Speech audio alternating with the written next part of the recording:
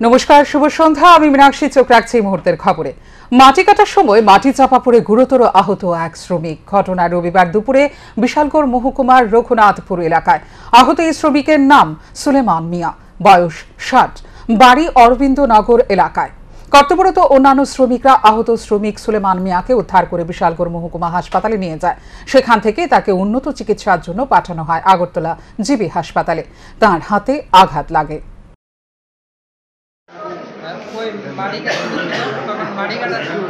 মাটি কাটার সময় তখন ওই মাটি ভেঙে পড়ছে, চাপা গেছে। কার বাড়িতে কাজ করতে? তারপরে আমরা সবাই মিলে সেটা তুললা বিশালগড় হসপিটাল আনছি। বিশালগড় হসপিটাল আনার পরে তারপরে এখানে রেফার করছি। কার বাড়িতে কাজ করতে আসলে? মালিকের নাম জানেন কিছু? না। আচ্ছা, কতদিন যাবত এই বাড়িতে কাজ করতে আসলে? কাজ করে আজকে 2 দিন। এটা কি বিল্ডিং এর কোনো কাজ চলতে আসলে? বিল্ডিং এর কাজ। প্রথমে কে দেখছে বিষয়টা? হ্যাঁ, প্রথমে কে দেখছে বিষয়টা? প্রথমে আমরা মিস্ত্রি দেখছি।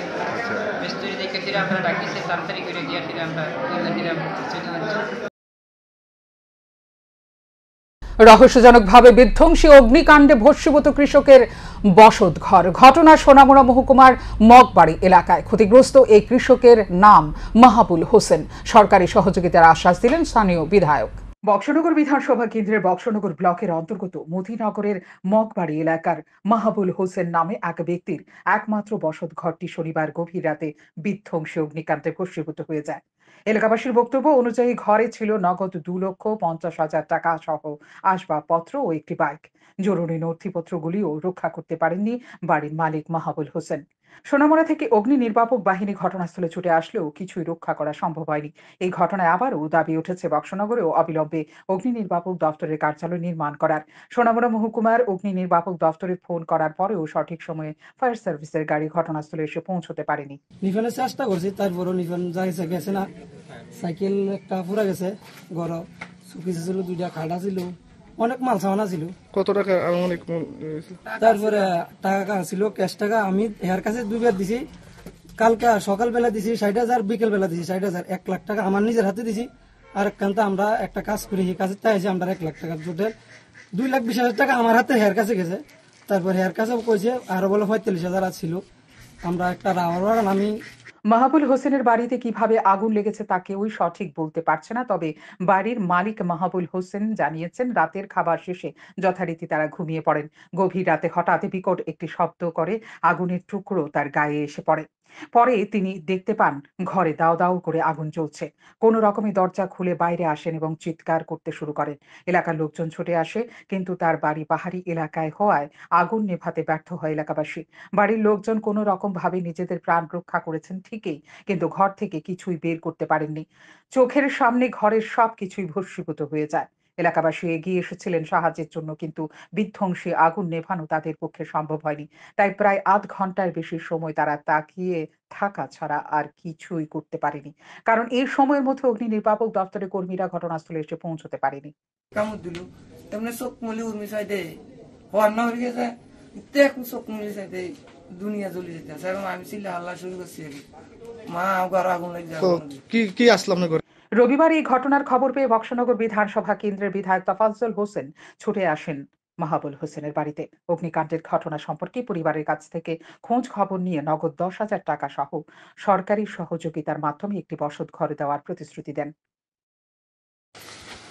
আজকে বক্সনগর ব্লকের অধীনস্থ আমার মতিনগর গ্রাম পঞ্চায়েতের 5 নম্বর ওয়ার্ডে, নামটা কি মাহাবুল হোসেন, আমি রাত্রে সব ভোরবেলা খবর পেলাম কি ওনার বাড়িতে নাকি আগুন লেগেছে, ওনার ঘর একটা পুরে ছাই হয়ে গেছে। যার জন্য আমি এখন এখানে ওনার অন দ্য স্পট আসলাম। এসে দেখলাম অত্যন্ত গরিব মানুষ। তো ঘরটাতে টিনের ছাউনি ছিল, কি করে লাগলো রাতে 12টা থেকে 1টার মধ্যে আগুন কাজটা হয়েছে। তো যার জন্য আসলাম, গরিব মানুষ, এখন ওকে কি সহযোগিতা করা যায়। আমি সাধারণ একটু সহযোগিতা করলাম অর্থনৈতিকভাবে। তারপরে আমি বিডিও সাহেবের সাথে কথা বলে ওনাকে একটা ঘর দেওয়ার ব্যবস্থা আমি করব, এবং বাকি দেখছি বিডিও সাহেবকে সরকারি সহযোগিতা কতটুকু করা যায়। আমি ওদেরকে এতটুকু আশ্বাস দিয়েছি, দেখি কি করা যায়। অবশ্যই কিছু না কিছু একটা। স্বাভাবিকভাবে বিধায়কের প্রতিশ্রুতি পেয়ে পরিবারের লোকজন কিছুটা হলেও স্বস্তি পান। শান্তন টিভি। ত্রিপুরায় কংগ্রেস এবং সিপিআইএম এর লড়াইয়ের কারণে অসংখ্য মায়ের কোল খালি হয়েছে। আর এই কংগ্রেস আর সিপিআইএম এখন জোট বেঁধে ভোট লড়ছে। একটা সময়ে কংগ্রেস অভিযোগ করত 1980-র দশকে দাঙ্গা বাঁধিয়েছিল সিপিআইএম, আর এখন এই কংগ্রেসই সিপিআইএম এর দলে গিয়ে বসে আছে। রবিবার 4 বটজলা বিধানসভা কেন্দ্রে পৃষ্ঠা প্রমুখ সম্মেলনে এভাবেই কংগ্রেস এবং সিপিআইএম এর ওপর কামান দাগলেন পশ্চিম ত্রিপুরা লোকসভা আসনে ভারতীয় জনতা পার্টি মনোনীত প্রার্থী বিপ্লব কুমার দেব। রবিবার 4 বটজলা বিধানসভা কেন্দ্র এবং 6 আগরতলা বিধানসভা কেন্দ্রে ভারতীয় জনতা পার্টির পৃষ্ঠা প্রমুখ ও কার্যকর্তাদের নিয়ে সম্মেলন অনুষ্ঠিত হয়। 4 বটজলা মণ্ডলের উদ্যোগে এদিন নতুন নগর রানীর মাঠে সম্মেলনের আয়োজন করা হয়। এই সম্মেলনে প্রধান বক্তা হিসেবে উপস্থিত ছিলেন পশ্চিম ত্রিপুরা লোকসভা আসনে ভারতীয় জনতা পার্টি মনোনীত প্রার্থী বিপ্লব কুমার দেব। বক্তব্য রাখতে গিয়ে প্রার্থী বিপ্লব কুমার দেব বলেন, এই রাজ্যে সিপিআইএম এবং কংগ্রেসের লড়াইয়ে খালি হয়েছে অসংখ্য মায়ের কোল। আর এই কংগ্রেস এবং সিপিআইএম এখন জোট বেঁধে ভোটে লড়ছে। একটা সময়ে কংগ্রেস অভিযোগ করত 1980-র সময়ে দাঙ্গা বাঁধিয়েছিল সিপিআইএম, কিন্তু এখন এই কংগ্রেসই সিপিআইএম এর কোলে গিয়ে বসে গেছে। তিনি আরো বলেন, ত্রিপুরায় মানুষ প্রধানমন্ত্রী নরেন্দ্র মোদীকেই চায়। 2018 সালে তিনি মুখ্যমন্ত্রী হওয়ার আগে মহিলাদের 6000 স্বসহায়ক দল ছিল, আর বর্তমান সময়ে এই স্বসহায়ক দলের সংখ্যা গিয়ে দাঁড়িয়েছে 60,000। স্বসহায়ক দলের মাধ্যমে উপকৃত হয়েছে 4 লক্ষ মহিলা। ঠিক একই পরিসংখ্যান প্রধানমন্ত্রী আবাস যোজনার ক্ষেত্রেও। আগে কমিউনিস্টদের মুখে কেবলমাত্র চীন আর রাশিয়ার উন্নয়নের গল্প শোনা যেত, আর এখন রাশিয়া গেলে ভারতের গল্প শোনা যায়। এটাই হচ্ছে প্রধানমন্ত্রী নরেন্দ্র মোদীর স্বাভিমানের ভারত। এদিন এই সম্মেলনে উপস্থিত ছিলেন ভারতীয় জনতা পার্টির রাজ্য সভাপতি রাজীব ভট্টাচার্য, প্রাক্তন বিধায়ক ডাক্তার দিলীপ দাস সহ অন্যান্য নেতৃত্ব। এই সম্মেলনে মহিলাদের উপস্থিতি ছিল লক্ষণীয়। কিন্তু বিপ্লবদেরকে যদি জিজ্ঞাসা করে যে ভারতীয় জনতা পার্টি মহিলা মোর্চা করায়, আজকে ভারতীয় জনতা পার্টির কার্যক্রম আছে, এই কার্যক্রমে সবচেয়ে বেশি মহিলা এখানে একত্রিত হয়েছে। এই মহিলারা এমনি একত্রিত হয়নি, কারণ কি নরেন্দ্র ভাই মোদী দেশের মহিলা রাষ্ট্রপতি দিয়েছে। নরেন্দ্র ভাই মোদী 11 জন কেন্দ্রীয় মন্ত্রী দিয়েছে। নরেন্দ্র ভাই মোদী দেশের মধ্যে প্রথমবার মহিলা বিত্তমন্ত্রী মানে ফাইন্যান্স মিনিস্টার নির্মলা সীতারামনকে দিয়েছে। নরেন্দ্র ভাই মোদী মহিলাদেরকে 33% রিজার্ভেশন এমএলএ এমপি হওয়ার জন্য দিয়েছে। ত্রিপুরা সরকার 33% রিজার্ভেশন মহিলাদেরকে সরকারি চাকরি পাওয়ার জন্য দিয়েছে। 6 আগরতলা মণ্ডলের উদ্যোগে এদিন পৃষ্ঠা প্রমুখ সম্মেলন অনুষ্ঠিত হয় বিটি কলেজের মাঠে। এই পৃষ্ঠা প্রমুখ সম্মেলনেও প্রধান বক্তা হিসেবে উপস্থিত ছিলেন পশ্চিম ত্রিপুরা লোকসভা আসনে ভারতীয় জনতা পার্টি মনোনীত প্রার্থী বিপ্লব কুমার দেব। প্রদীপ প্রজ্বলনের মধ্য দিয়ে এই সম্মেলনের সূচনা করেন প্রার্থী বিপ্লব কুমার দেব। উপস্থিত ছিলেন প্রদেশ সভাপতি রাজীব ভট্টাচার্য সহ আরো অনেকেই।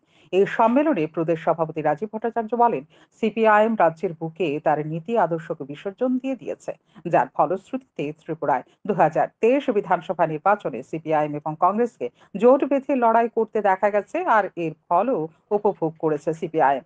রাজ্যের মানুষ সিপিআইএম থেকে বিরোধী দলের তকমা পর্যন্ত সরিয়ে দিয়েছে। কংগ্রেসীরা যারা এখন কংগ্রেস বলে চিৎকার করছেন, কংগ্রেসের কাণ্ডারি হয়ে কাজ করছেন, তাদের মুখোশ আস্তে আস্তে খুলে যাচ্ছে।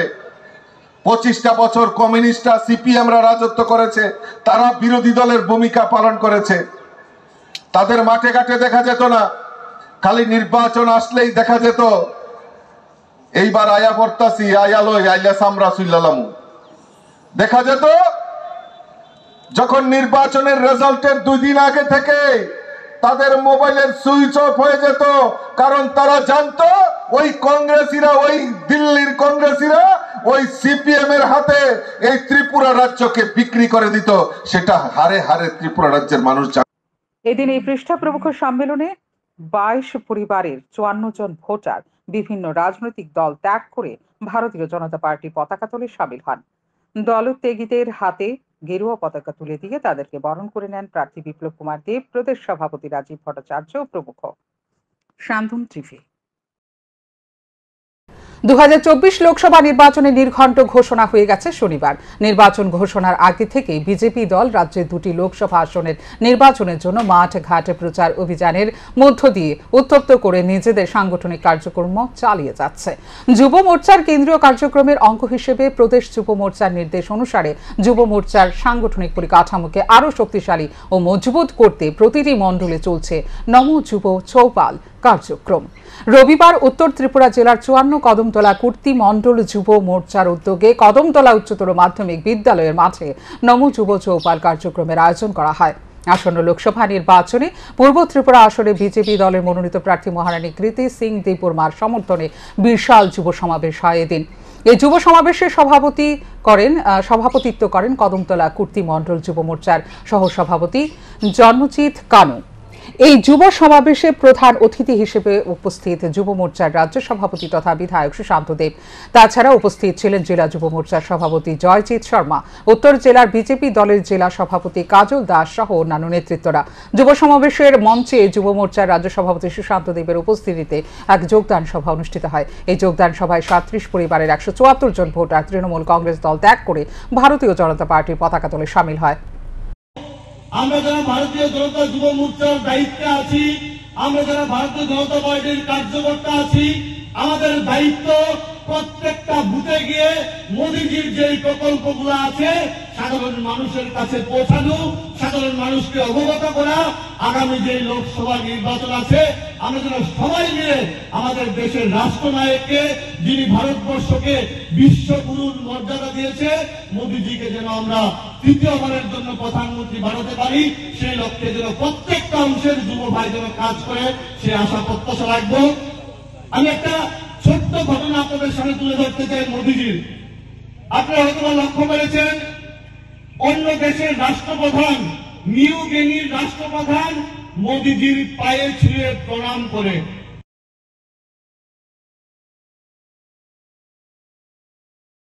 রানীর খামারস্থিত প্রস্তাবিত শান্তিনিকেতন মেডিকেল কলেজে রবিবার এক আলোচনা সভার আয়োজন করা হয়।